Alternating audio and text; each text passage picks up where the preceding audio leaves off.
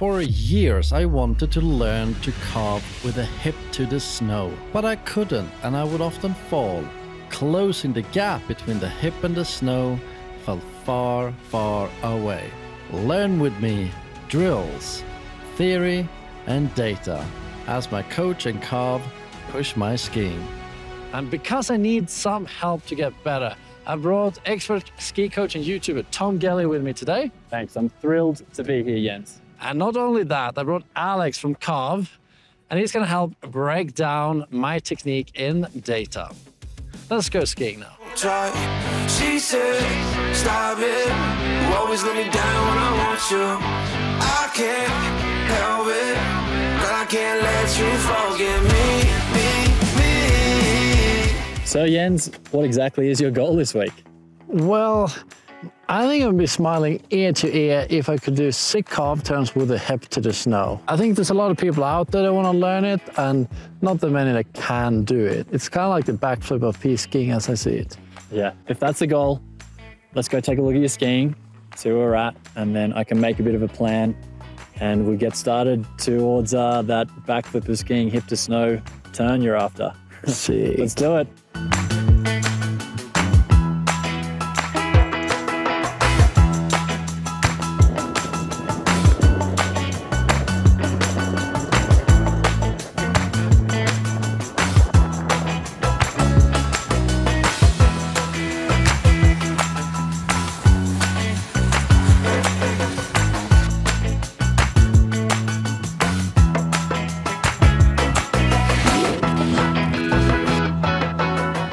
Some of the data. So Carve is capturing your motion and your acceleration from both feet as you're skiing.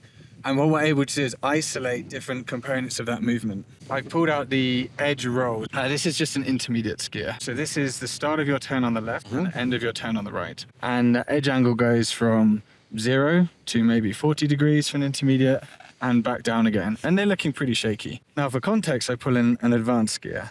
So they're able to get to 60 degrees with a bit more smoothness, but they're falling off that angle pretty fast. Now I'm showing you this so I can contextualize your data.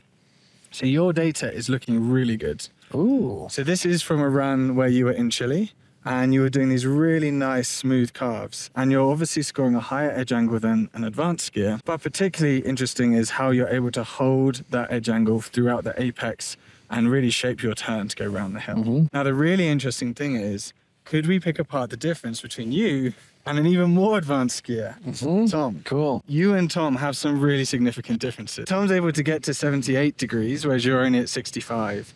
And although it might not seem like that much, that gap is actually pretty significant on snow. And that's why he's able to get his hip down and make a much more aggressive turn than you. The gap between Tom's skis, so his edge similarity, is a little bit bigger than yours. And that might seem like a bad thing, but when you're really pushing to get your hip down, that inside leg needs to give stability and to get out of the way.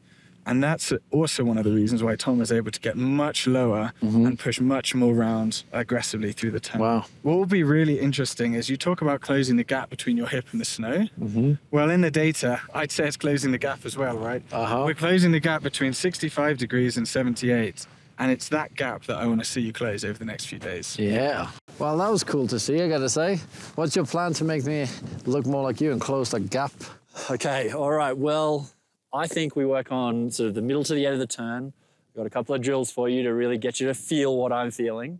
And then I want to work on the top of the turn to help sort of give you some time and space to then put that in. And yeah, let's see what we can do. Sweet. Ready to go? Can't wait, man. Let's go hit it.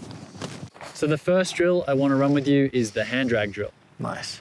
It's pretty simple. We're going to make a J turn, try and lock the skis on edges, and you're simply going to try and touch your fingers to the snow. Relax wrists, fingers out like that. We're going to put both our poles just for safety on the outside hand. Yeah, we'll swap for the other side. But essentially, I don't want to tell you too much. I want you to just have a go. Awesome. Okay, we'll do it to the other side. You're pretty comfortable with that, which is great.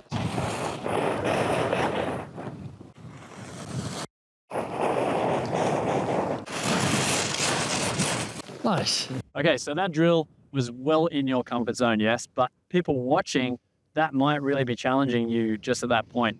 But it's a great step in the progression towards what we're going to do next, which is actually dragging your inside hip on the snow. All right, so we're on to the hip drag drill now. Nice. Essentially the same as the hand drag, except we're trying to get the inside hip, the cheek there, onto the snow. Just feel what it's like stationary first, being here. And it doesn't matter. In a turn, you'll have more weight on the outside. Right here, I want you to just feel it as weight on your right cheek, on a white spot. So I think it's a good idea to experiment with this stationary position. Get that outside leg long. See if you can line yourself up so you're not behind that outside foot. But really crucial is this inside leg. The foot tucked back and the knee a little bit higher than the hip. Notice if I put my knee to the ground, make it the same as this one, I now slide on this slippery part of my ski boot. And that you don't want in a turn. So it's okay to be a little bit dissimilar. Play with the rotation too of the whole body, because it does feel a bit uncomfortable. It also forces this knee too far over if I'm overly sort of rotated or beyond square. Square, I kind of don't get it quite right. Here feels good. I go too far here, I feel locked up. Really trying to find this sweet spot where it is actually comfortable. That's what you're looking for when you make your J-turn. Single J-turn, see if you can put your hip to the snow. I don't care if you fall or you don't get up. That's not the point. It's just get used to it. And we'll just practice that all the way down here.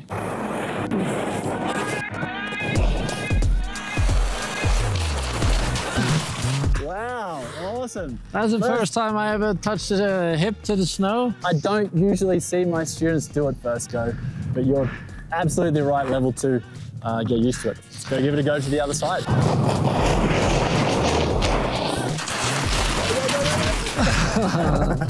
That was kind of good too. My first one on the left. I get a little shattery in the outside ski though. Yeah. Felt a little weird. Yeah, don't worry about being a perfect turn. The goal is feeling really low, like you dragged your hip for a good couple of meters there. Just get used to that. You'll start fixing it. This is what one of your first goes at it. Let's just get used to it. I was trying to get that feeling from sitting on the snow into my J-turns, but I gotta say it was pretty hard. With the firm snow, the skis just wanted to ping off and I wasn't in control.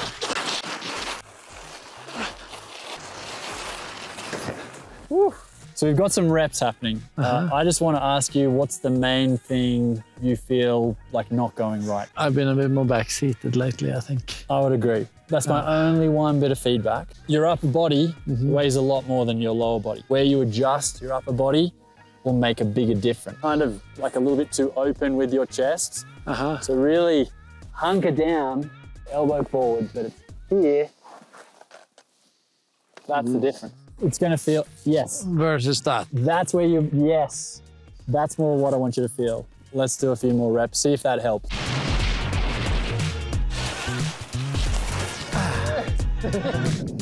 It's kind of aggressive, and I like it. Yeah, that felt much better. Yes, that one. Oh, that's different. Yeah, nice, excellent. Hey, so what's the big change now? Well, first thing you told me about the ab crunch, I didn't get it. I was kind of just hinging by the hip, first one or two, but then I added the ab crunch and I felt so much more stable. You maintained your balance much better. So simple cue, doing those hip drags, engage the core. Oh, thanks for that, Tom. I felt pretty good after a few more attempts. Yeah, nice. You're feeling like a little bit closer to that goal? Yeah, like I can kind of picture now what it's gonna feel like in a real turn, not a J-turn, because they don't exist.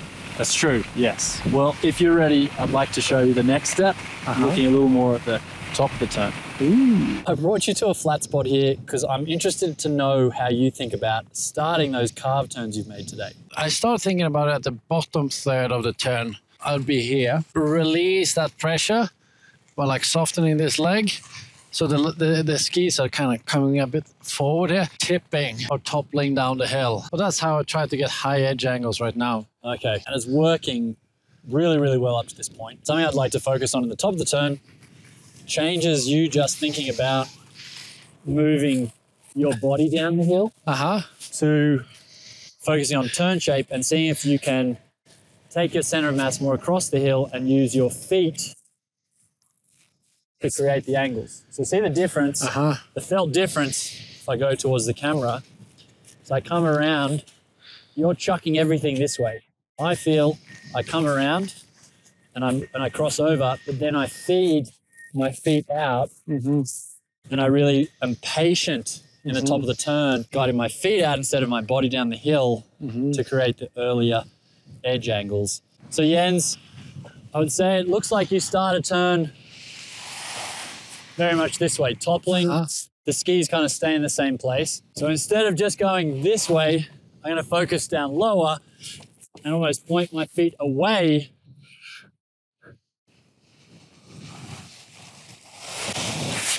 I would end up with the same edge angle, but notice I haven't dropped as far down the hill. I've created it through my legs going away, not only my body going down the hill. My body stays here and my legs move out. My body's doing this, right? It feels scarier. So on a steeper slope, it'll give you more confidence because you'll be here and you will have crossed over, but you can move your legs out, extending the top of the turn to get to the same end point. Hey Jens, let's use this flatter terrain to give you a feeling of this creating space in the top of the turn. So I'm just gonna do what looks kind of like an in-rigger, like I'm gonna balance a bit on my inside leg. I'm gonna let my outside ski go away from me, because that's the difference. It's not down the hill. I'm trying to get you to get this outside ski to move away to create a sinkhole that you sink into. At first, I wasn't quite getting it. I was really trying to feel it, but I didn't. You want really flat terrain. So I would actually encourage you to, once you pick up the speed, stop and do it again. Because a really important piece is the feeling like you have time to feel this different movement pattern.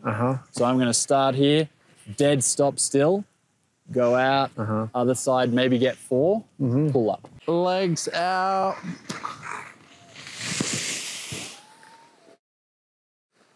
There we go.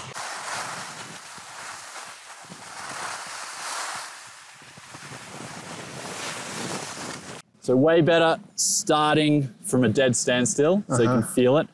The other thing I want you to do, the lower you get, the more you can stretch your leg out. You were starting at about this height. That's as far as I can stretch my leg. Watch this.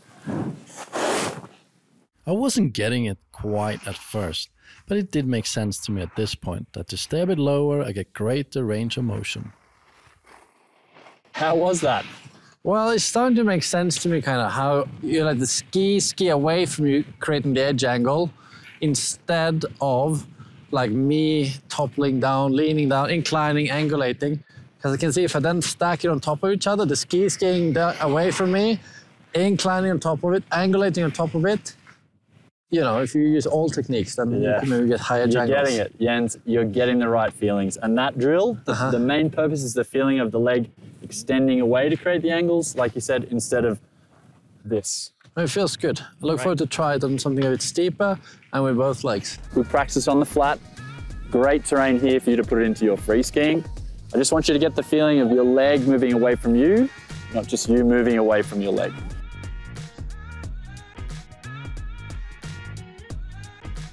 Doing the first drill had my mind understand it, but it was first now when I got to put it in practice, I start to understand the feeling of the skis going forward from the transition and kind of out of the top third, rather than the body just toppling down the hill. But in reality, I think both were happening at once. Jens, I think you've really got the feeling of this turn shape giving you space and time to create early edge angles. Feels good. Yeah, so now I want to put that hip drag feeling in, but the only difference is it's going to be a little earlier in the turn. All right. It's the same sensation, a little earlier. And I'm going to give you an exercise to do half a turn to get a bit of speed. So you can do a full C turn with a hip drag. I'll give you a demo and you give it a try. Okay, so one turn.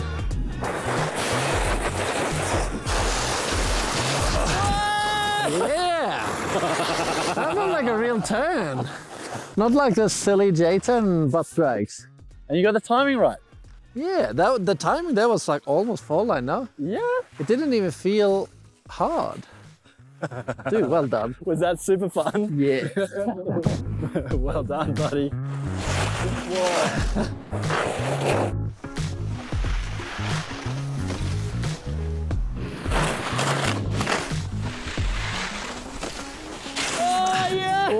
That was fun. Even though you lost your outside ski, because you've been practicing it, you just got up, but you put the hip on the snow in the fall line. Yes! Shit, yeah, Tom. Thank you so much. That was rad. You're so welcome. Hey, I'm so pumped. You should be pumped with the progress today. Conditions are getting a little bit variable now. Let's sleep on it. Wake up tomorrow. Great day. Yeah. Let's call it a wrap. See what we go to tomorrow. So now I got day 3, the conditions are looking prime, and I'm excited to put my ass to grass carving to the test and see what it looks like in good conditions, and if I can do it. I'm in the light at the end of the tunnel. Paper stacks, yeah, I got them in a bundle. Harry Potter breaking bread with a monk. They said I would've made it, now they looking puzzled. They said I wouldn't take it, I done go and hustle. Get the bag, it ain't never getting fumbled. Oh my goodness. That was so exciting. I think some of those might have looked a little cool, or how was it? Can you feel like the nicer snow helps? Yeah, Oh for sure. yeah, it helps so much. Yeah. Maybe cycle back through like the drills for a couple of goes and then you're on fire. And today compared to yesterday, I was just kind of tapping the butt for maybe, you know, a meter or something. I should probably listen to it. Yeah. Let's try again with edge angle monitor so I can hear how high my edge angles are. 65, 73, 69. I just like to feel the butt touching the ground now on our like final day. And then know like, oh, there the ground is. And then ease off it, hopefully without falling over.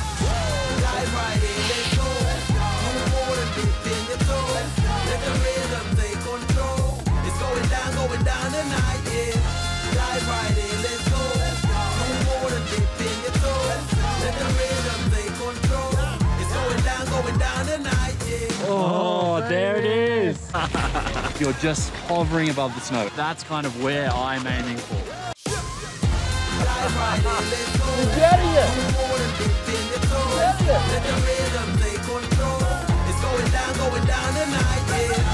Hey Jens, I'm loving watching you practice here. This is our final run to wrap it up. My last bit of advice would be, from my perspective, the turn shape cue is really helping you to achieve it. Build up into the hip drag. Best turns are when you are just hovering above.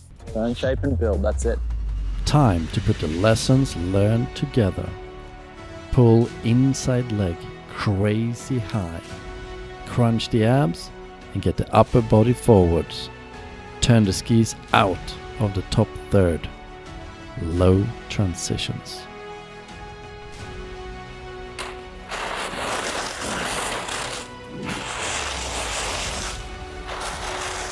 Here on my final run, did my best to get the highest edge angles as clean as I could. It looks a little bit out of control sometimes, but with some more time, I think I can clean it up. Hey, well done. Jens, awesome. Best run yet. Oh, thank you so much. That was so much fun. Everything came together. The turn shape, the pulling away the leg, down with the arm a bit. I look forward to see what that looks like in the data and in the videos, because I still think I have a long way to go. Well, Jens, from my perspective, was looking really good. Some great things changing in your skiing, but curious to see what the data says. So, Alex, what did you discover? Yeah, it's actually been amazing to see the difference between the data that you were putting into the system before and what we see now. I think you're going to like it. So the first thing we're going to see is before and after. So you're making a massive increase here. So you went from 65 degrees maximum edge. I know that's the whole goal, to get the hip down, all the way up to 74. But what's really awesome is the actual shape of this curve. So a few specific things to show you. Firstly, you close the gap. You've gone from 65 pretty much to Tom. It's not quite Tom, and I don't know how many more years it takes to get to Tom, but it's pretty amazing the improvement you've been able to make. The thing that I was really excited by, Carve measures a metric called early edging, which is the ability of your skis to get onto edge early. And we see you're getting to a higher edge angle early in the turn. So 20% of the way through the turn, you were at 57 degrees and you're now at 64. So you're getting really on edge right at the start of the turn.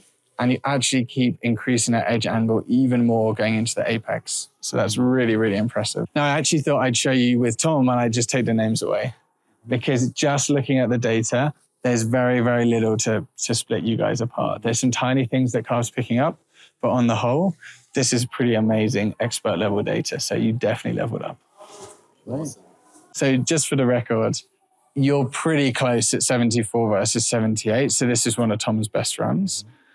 But you can see Tom has a slightly more progressive edging curve. And actually he's able to hold that edge angle for a little bit longer, a little bit deeper into the turn. So there are some differences. And that's probably why Tom was able to maintain a much more stable and more aggressive position. So there's still a few things to work on. But in terms of the difference between what we saw before and what we see after the last couple of days, honestly, it's pretty amazing. I think for an advanced expert level skier to make this level of change in such a short time is like, we've not really seen it that commonly because it's really hard to make a breakthrough at this level. So congratulations. Finally, I want to talk you through transition weight release, which is how active your skis are in the vertical axis in transition. So before, you were fairly active, but no real meaningful moments of weightlessness in the ski. This time, we're seeing a massive difference. This is very, very similar to a profile like Tom's, like other experts, where at transition, we see an extremely dynamic move where the feet are coming up and underneath you, experiencing a lot of vertical acceleration, weightlessness, and then starting in the new turn. And this sort of profile with this level of dynamic spike in transition is something that is extremely exciting and hopefully feels awesome when you ski. Oh, absolutely. I love a good cross under. And it does look like yours now, doesn't it? Yeah, it does. It looks just about the same. No, totally. I'm grateful to both of you. Yeah, had a great time getting trained with unit data and your drills. It's been awesome. Thank you very much. Very welcome. Yeah. Thank you guys so much for watching, and thank you, Alex and Carv, for making me a better skier. Thanks, and beautiful data, yes. Ooh, thank you very much.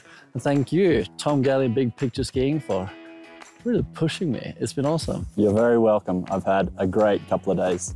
Yeah, so check out what they're up to, and we look forward to see you in the next video. Ciao for now.